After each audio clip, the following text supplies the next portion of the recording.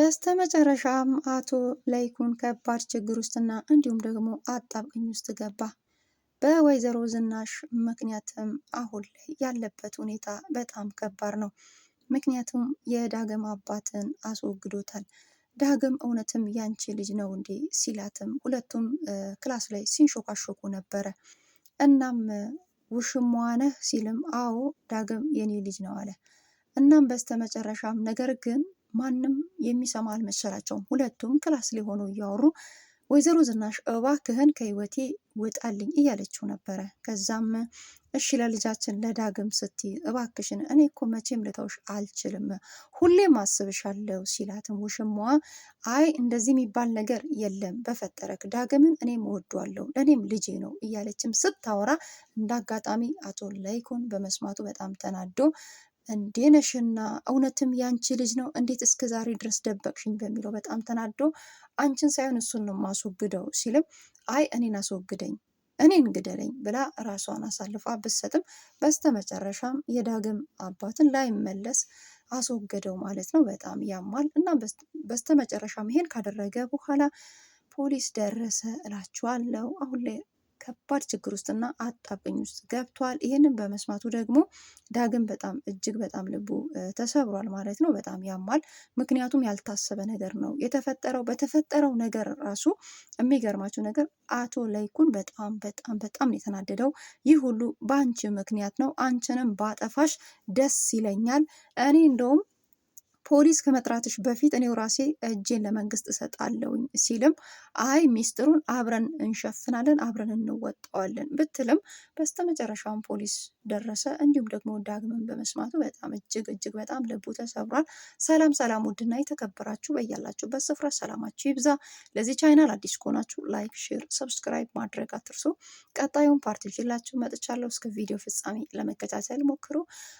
ኑሃሚን ድራማ በጣም ምርጥና ልብ አንጠልጣይ እንዲሁም ደግሞ አስተማሪ ድራማ ነው።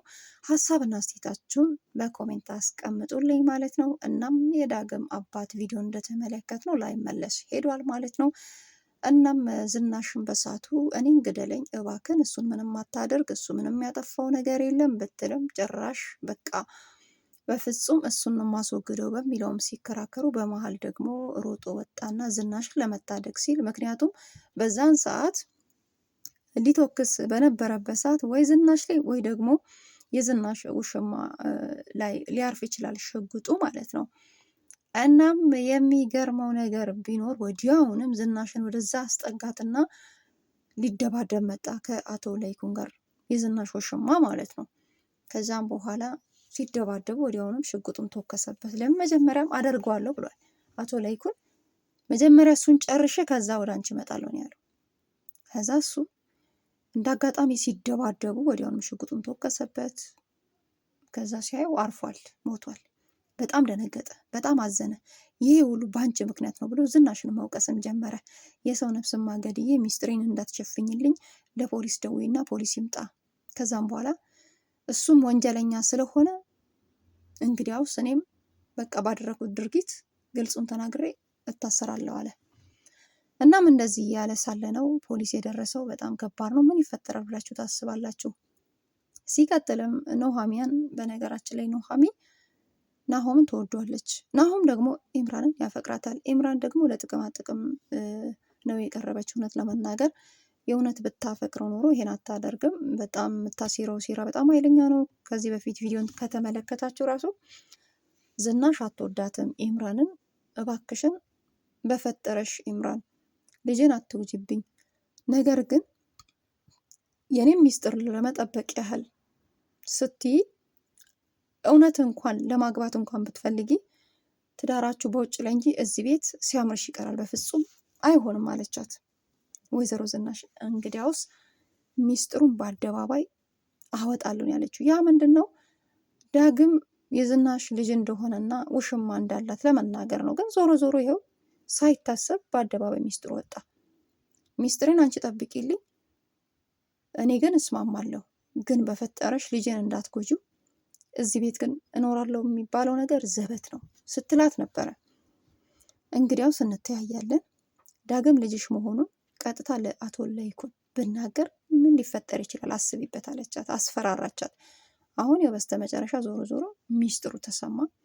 ማንም ሰው የሚሰማ ይኖራል ብላ አላሰበችም። ክላሷ ድረስ ሄዶ ስለ ልጁ ላይፍ እያወራ እያለ ከዛ ወይዘሮ ዝናሽ እኔ በጣም ነው ልጄን የምወደው፣ የምሬን ነው የምልህ፣ ልጄን በጣም ከልጅነቴ ጀምሮ ያሳደጉት ልጄ ነው፣ ልጄን በጣም እወደዋለሁ፣ እኔም አስብለታለሁ። ስለዚህ ዳግምን እኔ ጋር እና ስለዚህ ቤቴን ለቀህ ውጣልኝ፣ ለይኩን ሳይመጣ ቤቴን ለቀህ ውጣልኝ፣ ዳግም ለአንተ ብቻም ሳይሆን ለእኔም ልጄ ነው እያለች ስታወራ በሩን ከፍቶ ሲገባ አብሮ ሁለቱም ቆመዋል ማለት ነው።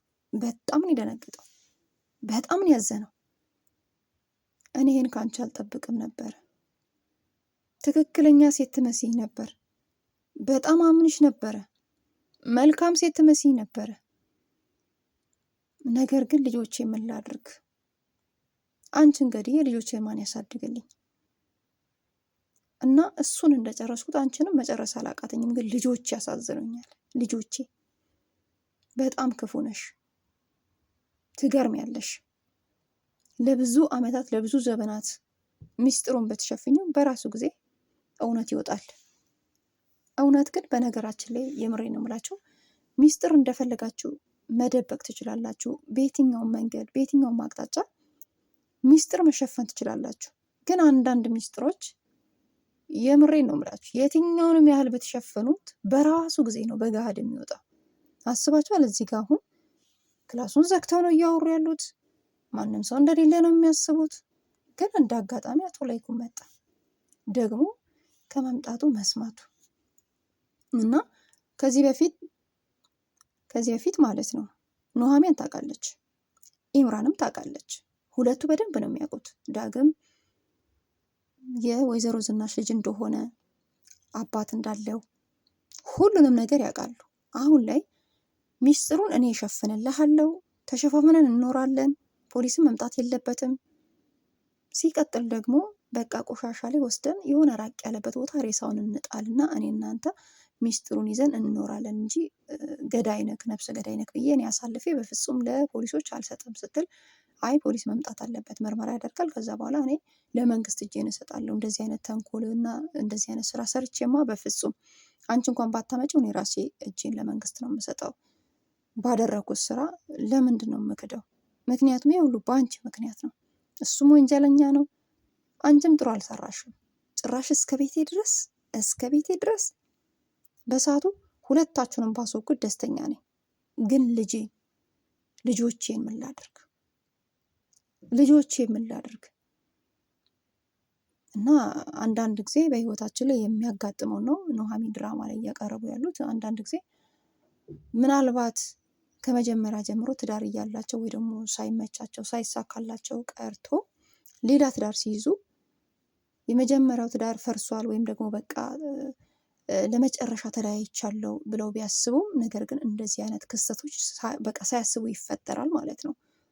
ለምን አሁን ላይ እንደዚህ አይነት ነገር ይፈጠራል ብላ ባታስብም የመጀመሪያ ትዳር ከያዙ በኋላ ለዛውም ልጆችን ከወለዱ በኋላ ሌላ ትዳር ይዘው ደግሞ ልጆችን ሲወልዱ የመጀመሪያ የወለዱት ልጆቻቸው በሚደርሱበት ሰዓት ባሎቻቸውም ራሱ በቀላሉ አይፋቱ በጭራሽ። ለምን በቃ የኔ ብትሆኚ አሁንም ቢሆን እኮ ልረሳሽ አልቻልኩም እያሉ ግግም ነው የሚሉት። አሁን አስባችኋል? የዝናሽ ውሽማ ምንድን ነው ያለው? በጭራሽ ከልቤ ልትወጪ አልቻልሽም፣ አሁንም አስብሻለሁ፣ ሁሌም አስብሻለሁ፣ አንቺም ልጄንም ሁሌም እንዳሰብኳችሁ ነው እያለ እያወራ አስባችኋል? አሁን ከዚህ በፊት ከስንት ዓመት በፊት ይሄ የተበተነ ትዳር ነው፣ ግን ልጅ ስላላቸው በልጅ ምክንያት መተሳሰራቸው አይቀርም።